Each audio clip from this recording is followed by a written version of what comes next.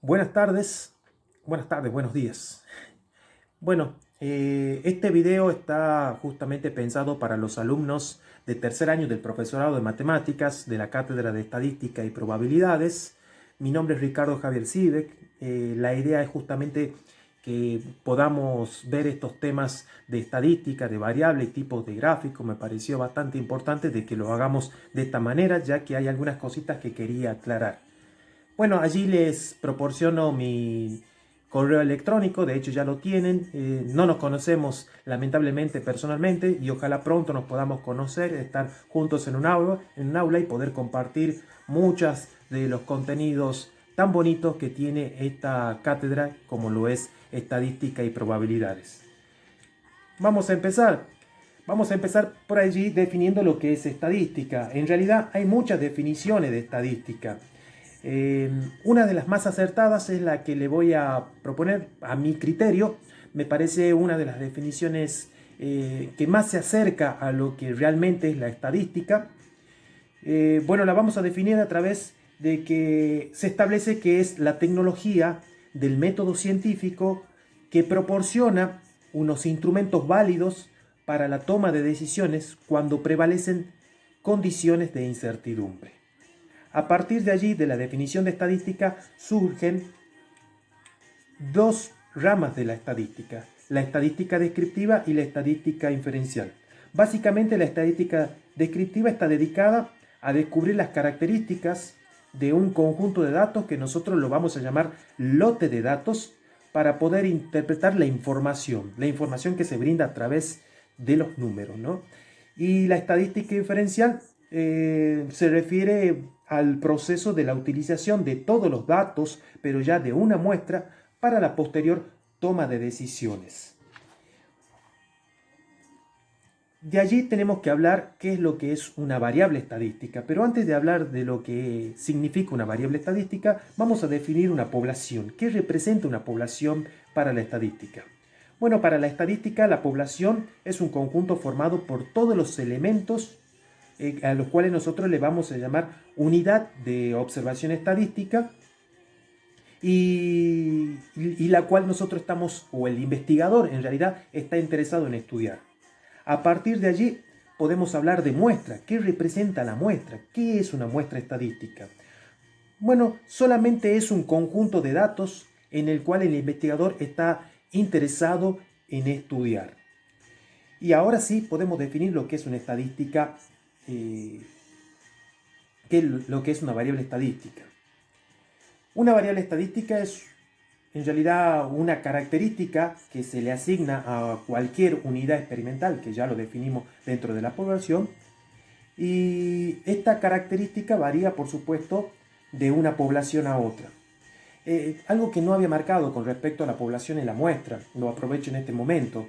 La muestra, como les decía, era una parte representativa de la población, pero muchas veces cuando el investigador está interesado en estudiar algún tipo de característica que surge, esas características nos proporcionan un conjunto, es decir, una población. Si esa población es muy amplia, lo que hace el investigador es tomar una muestra, es decir, un subconjunto de la población. Y ese subconjunto se lo elige al azar. En realidad hay muchas muestras, muchas técnicas de muestreo. Nosotros vamos a adoptar la técnica de muestreo conocida como la de aleatoria, en donde solamente tomamos al azar una muestra, una parte representativa, debido a que no podemos tomar todo el conjunto. Eso también depende mucho del tipo de variable que se esté investigando.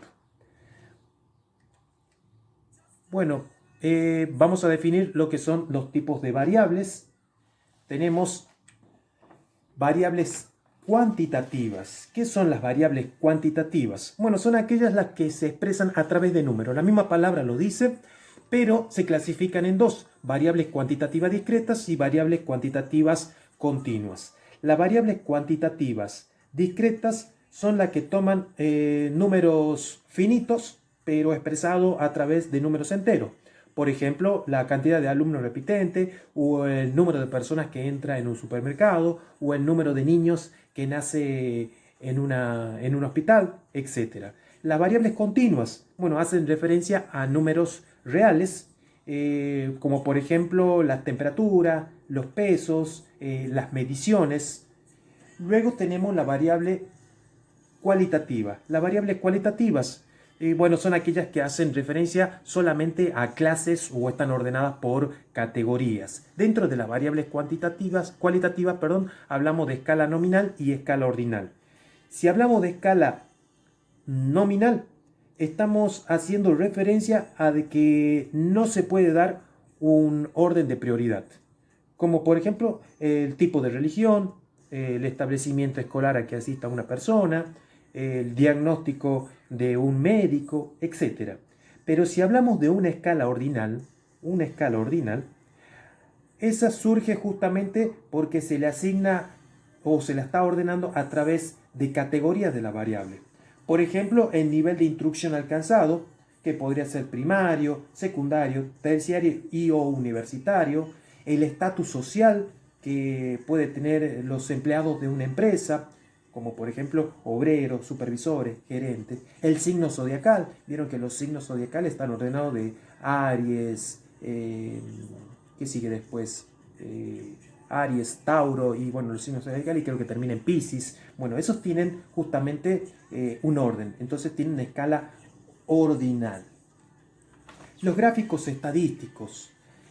Los gráficos estadísticos, ustedes deben estar acostumbrados. Seguramente en su experiencia de vida deben haber incursionado con gráficos estadísticos, ya sea en revistas, ya sea en diarios o en algunos programas televisivos. Incluso el presidente de la Nación, hace unos días atrás, cuando dio una de sus charlas, se paró y dio justamente una especie de mini conferencia en donde explicó la evolución del virus en Argentina, y lo hizo a través de gráficos estadísticos. Los gráficos estadísticos tienen ventajas. La ventaja es que nos permiten visualizar la información a través de tablas y gráficos. Además, los gráficos nos proporcionan ver rápidamente las tendencias que se pueden estar dando dentro de un lote de datos. Algo que cuando no se proporciona una información de los datos es muy difícil de poder observar. Vamos a ver distintos tipos de gráficos, pero antes de eso les quería decir que estas representaciones gráficas, el objetivo es conseguir que se haga un simple análisis visual y que se ofrezca la mayor información posible. Por supuesto que según el tipo de estudio que se esté realizando, usaremos una representación gráfica adecuada, o una u otra. Hay muchas representaciones gráficas. Vamos a ver por allí las más conocidas. El gráfico de barras. El gráfico de barras, como ustedes aparecen ahí, como el ejemplo que les estoy mostrando, se utiliza para una variable cualitativa no agrupada. Esto de no agrupada, si ustedes están leyendo el apunte, van a observar de que los números los podemos agrupar a través de intervalos de clase, o lo podemos tener suelto y solamente los ordenamos de acuerdo al número de su frecuencia. Bueno, les decía justamente que este diagrama de barra se utiliza para variables cualitativas no agrupadas o también cuantitativas, pero solamente cuando la variable se ha transformado en categorías. Normalmente se levanta sobre el eje X, como lo estamos viendo allí en la pantalla, sobre el eje X, a través de barras o rectángulos, que tienen la misma base. Ustedes podrán observar que tienen la misma base y cuya altura sea proporcional a sus frecuencias. También pueden representarse horizontalmente, cambiando los ejes, como lo voy a mostrar acá. Es decir, que hay gráficos de barras horizontales y gráficos de barras verticales. Histograma es otro de los gráficos con los cuales vamos a trabajar durante este cursado de la materia. Normalmente se utiliza para variables agrupadas en intervalos, pero levantados, ustedes van a observar, en rectángulos contiguos, en donde la base debe coincidir con la longitud. Recuerden que nosotros estamos hablando de intervalos de clase. Esos intervalos de clase tienen longitud. Entonces la base de esos intervalos deben coincidir con la longitud de esos intervalos. Y la altura va a ser tal que el área, la altura va a ser tal que el área va a ser proporcional a las frecuencias representadas, que están representadas allí en el eje Y. ¿Sí? Bueno, allí tenemos entonces histogramas. Bueno, esa era la pregunta que ya se la acabo de contestar. Bidireccional.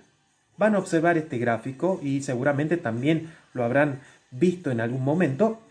Normalmente se utiliza para comparar generalmente alguna característica en un par de poblaciones, que no es más que dos histogramas, uno hacia la izquierda y otro hacia la derecha. Luego tenemos otro tipo de gráfico que son los polígonos de frecuencia. En este caso podemos observar que es un gráfico lineal, pero este se utiliza cuando la variable es cuantitativa solamente, y estos surgen de unir los puntos medios de las bases superiores, de esas barras, pero ya pueden ser, en este caso, un histograma o un diagrama de barra como tenemos allí, según el tipo de datos que tengamos, ya sean agrupados o no agrupados. Y luego tenemos el gráfico circular o diagrama de sectores. Estos gráficos son los que en cada valor le corresponde un sector circular de área proporcional a la frecuencia que represente. Normalmente se usa para una variable cualitativa o cuantitativa, siempre y cuando sea discreta, no agrupada. Algo que tiene una característica muy particular que tienen los diagramas de sectores o los gráficos circulares es que la amplitud de cada sector, van a observar, la amplitud de cada sector se obtiene simplemente multiplicando la frecuencia o su frecuencia correspondiente relativa, una frecuencia relativa, por 360 grados. Luego tenemos los pictogramas. Los pictogramas tienen una particularidad con respecto a los otros gráficos. Son gráficos alusivos al carácter de lo que el investigador está interesado en estudiar. Y además el tamaño es proporcional justamente a su correspondiente frecuencia. Allí, si observamos en el gráfico, estamos haciendo un estudio de las unidades de helados vendidas a diario, ¿sí?, en los diferentes días de la semana. Y bueno, representa justamente con helados la cantidad de datos y la frecuencia de acuerdo a cómo fueron vendidos durante los días de la semana. Luego tenemos un diagrama de caja o block spot, como se conocen. Allí aparece un ejemplo que corresponde a la edad de personas que contrajeron un determinado virus entre el año 1980 y 2000. Fíjense que allí la variable de estudio se está organizando de acuerdo a una fecha. ¿Sí? Eso es importante cada vez que tenemos un gráfico estadístico, que coloquemos justamente la fuente, es decir, la fecha y el lugar al que corresponde. Como estos son solamente ejemplos, por allí no los puse, pero a medida que vamos desarrollando varios de los problemas propuestos en el trabajo práctico, van a observar que los gráficos estadísticos o los problemas están colocados con fecha y justamente también con lugar, que representan justamente la fuente. Bueno, el block spot o diagrama de cajas, como lo conocen mucho, es un diagrama muy utilizado, pero para representar una variable cuantitativa, no cualitativa, y representa una herramienta poderosa justamente para visualizar a través de lo que nosotros conocemos como cuartiles. Cuartiles, que lo que hace un cuartil es distribuir al lote de datos en un 25%. Cuando hablamos de cuartiles vamos a tener 4,25% de un 100% de la información contenida en el lote de datos. Y bueno, y también nos permite visualizar cómo es la demostración, incluso el grado de asimetría que tiene esa distribución, y también poder identificar de manera personalizada los valores aislados, cuál es su mayor valor, su menor valor. Y otra información que nos brinda gráficamente es poder determinar la posición de la mediana, que es una de las medidas de tendencia central o parámetros de posición, que es el siguiente punto que vamos a desarrollar cuando hablamos de parámetros de posición y medidas de dispersión, que son las medidas estadísticas más conocidas para poder estudiar justamente con mayor exactitud y análisis al lote de datos. Bueno, con esto le di justamente una noción de todos los gráficos estadísticos que podemos utilizar. Espero que haya servido de algo. Allí les proporciono justamente mi correo electrónico. Y bueno, ya saben que estamos en contacto también a través del grupo de WhatsApp y estoy abierto a la consulta de todos y cada uno de ustedes de lunes a viernes en cualquier horario. No hay ningún problema, ustedes me mandan la consulta, yo leo el mensaje y de alguna manera lo resolvemos a través de fotos, a través de audios o a través de un pequeño video o algún humilde tutorial, de manera que podamos apoyar a cada uno de ustedes y no se sientan solos a la hora de desarrollar cada uno de los temas propuestos dentro del programa, en este caso de estadísticas y probabilidades. Muchas gracias.